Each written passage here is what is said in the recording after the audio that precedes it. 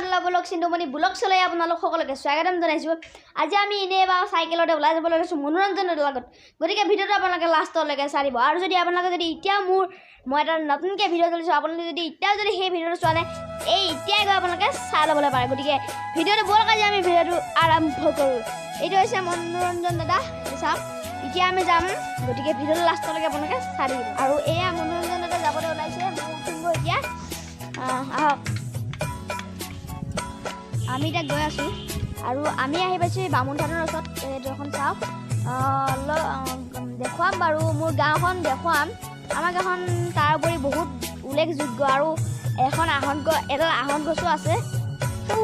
চাওক বহুত দীঘল, এই চাওক বহুত ওখ দীঘলো চাওক।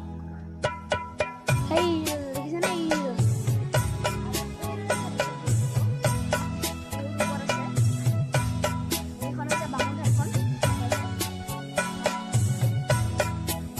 গৈ আছোঁ এতিয়া বামুণ থান চাই আহি ভাল লাগিলে, মজা লাগিছে।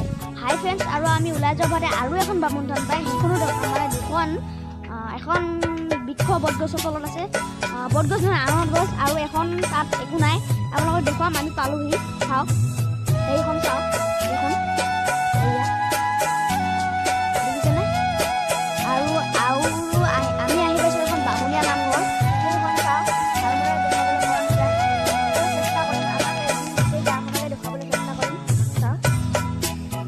দেখিব গৈছে। এতিয়া আমাৰ মনোৰঞ্জন দাদা,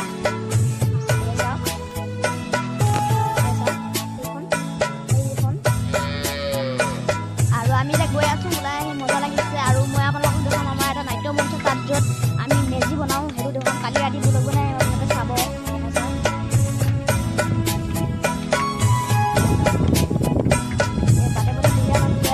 মজা লাগিছে। ইয়াকে কয় আবেলি এপাক ফুৰিলোঁ। আৰু এতিয়া আমি আহি পাইছোঁ ৰখানামঘৰ।